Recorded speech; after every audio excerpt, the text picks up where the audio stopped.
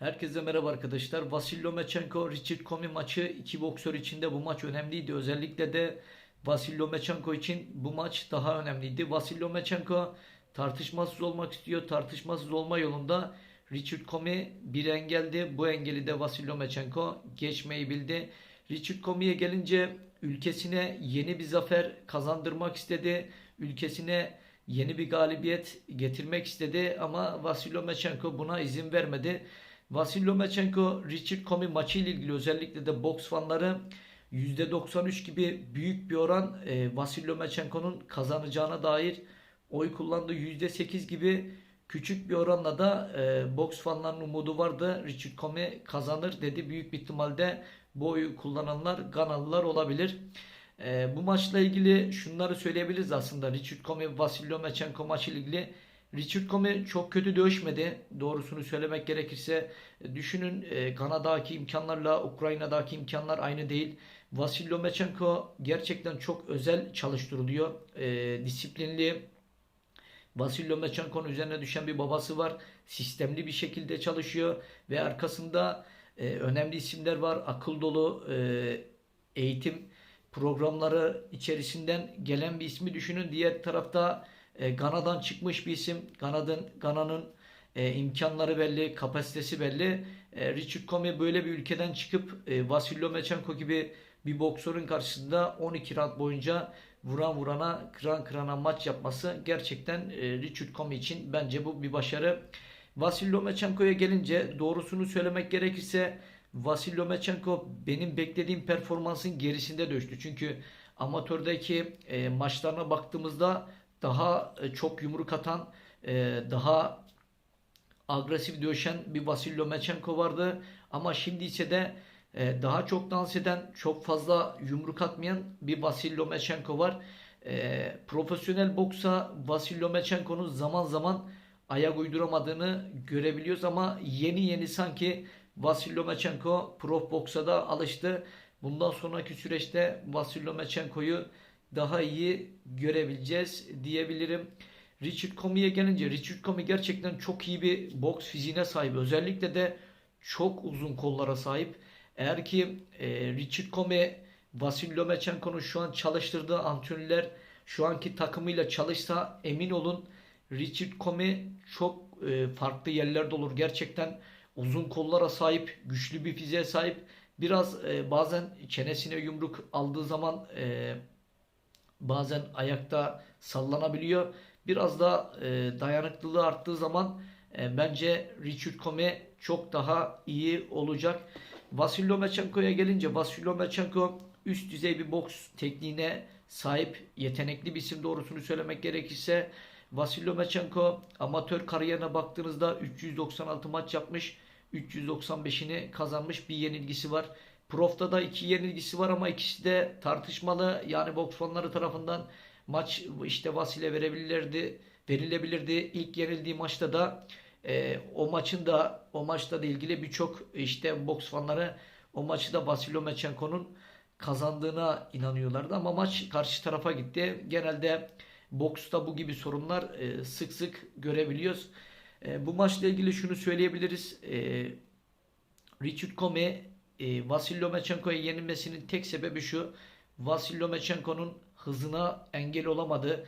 Vasil Lomachenko'nun o akıl dolu, zeka dolu boksunun önüne geçemedi.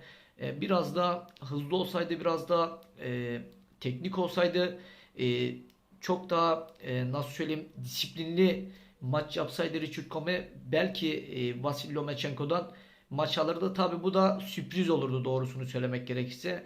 Kambosos gibi sürpriz yapmış olurdu.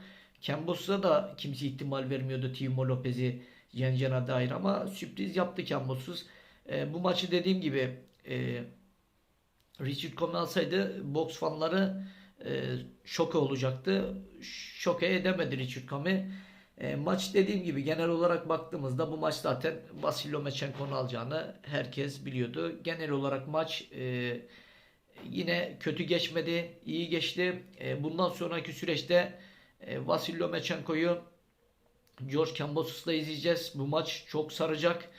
Bu maçla ilgili şunu söyleyebiliriz. Ben bundan önceki yorumda Vasil Lomachenko maçı ile ilgili yaptığım bir yorumda şunu söylemiştim. Boks bazen dengeler değişebiliyor. Mesela Timur Lopez Richard Commey'i ikinci roundda knockout etmişti. Vasil Lomachenko 12 round oynadı. Hatta son 3 round Richard Commey'nin performansı daha etkiliydi. Timur Lopez Japon boksörü Nakatani'ye karşı 12 roundun zorunda puanla zorla almıştı maçı. Vasily Lomachenko da Nakatani'ye bıraktırdı. Yani boksta bazen şu olabiliyor. İki boksörün birbirine boksu uymuyor. Birbirlerine ters gelebiliyor. Bu yüzden de istediği boksu yapamayınca bu sonuçla karşılaşabiliyor. Aynı Timur Lopez'e de George Kambosos çok ters geldi. Ters gelmesinden ziyade bu maçta Timur Lopez beklenen performansının çok gerisinde geldi. İşte korona olması, örnek vereyim hastalık yaşaması, maça doktorların da çıkmasında tehlike olur bu maça çıkma demesine rağmen Timur Lopez ısrarla Kambosos maçına çıkmış. Maçta da ölüm tehlikesi bile geçirebilirmiş. O derece riskliymiş. O riski de gözünün önüne almış. Timur Lopez gerçekten Timur Lopez hani korkuyor falan gibi söylentiler oluyor Vasil Lomachenko'dan. Bu aslında korkma değil. Kemerlerini riske atmak istemiyor diyelim. Timur Lopez önüne çıkan herkesle boks maçı yapacak korkusuz bir boksör. Bunu söyleyeyim. Ama şu bir gerçek. Boks her zaman biz de bunu yaparız. Hani mesela deriz ki Avrupa'ya, dünyaya gittiğimiz zaman işte madalya alalım da madalyaya kadar çok böyle bizi tecrübe olarak çok üstte boksörler gelmesin. Maça madalyayı aldıktan sonra önümüze isterse dünyanın en iyisini çıkarsınlar deriz. Bu korkudan değil tabii ki. Ülkemizi elimiz boş dönmemek için, en azından madalya almak için. Maçlar genel olarak bu şekilde arkadaşlar. Maçlarla ilgili şunları söyleyeyim. Boks maçları ile ilgili şunu söyleyebiliriz. Mesela bundan önce Doner maçı vardı. Doner maçı yine bu maçla ilgili şunu söylemek istedim. İki boksör de çok iyi. Bu maçta çok çekişmeli. Vuran vurana, kıran kırana bir maç geçecek. İkisi de gerçekten çok sert. Diğerinin hiç yenilgisi yoktu. İlk defa Doner yenilgi tattırdı.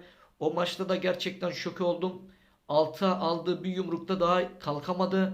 Yani alta bundan önceki maçlarında o kadar çok yumruk alan rakibi bu maçta alta aldığı yumrukla indi ve yerden daha kalkmadı. Yani 12 round boyunca birbirlerini pert edecekler dediğim maçta. Yani bu olmadı. Bunun da nedeni şu. Bazen beklenen olmuyor. Beklenen olsa zaten ona kadar maç iyi geçiyordu alta yumruk alana kadar. Ama dediğim gibi 12 round sürecek bir maçta bazen sürpriz bir yumrukla bitebiliyor. Döner maçı da bu şekilde bitti. Yani boksta hiçbir zaman şu yok, yani hiçbir şey garanti değil. Doğrusunu söylemek gerekirse 12 roundun sonunda ne olacağını o zaman herkes görüyor. Bu analizi yapmak istedim çünkü bu analizi daha önceki canlı yayında yaptım. Kısa sürdü canlı yayın. Çok fazla arkadaş katılmadığı için içimde kaldı analizi yapmak, bu iki boksör hakkında konuşmak. Çok şükür ki elinde sonunda konuştuk ve içimizi döktük. Bundan sonraki süreçte diğer boksörlerle ilgili yine analizler yapacağım. Özellikle de maç var.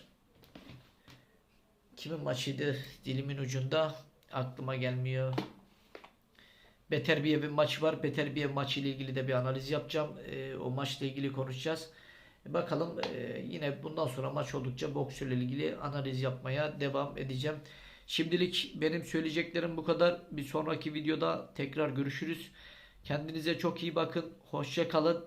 Kanala destek olmak için abone olmayı, videoları da beğeniyorsanız beğeni koymayı unutmayın. Hoşça kalın arkadaşlar.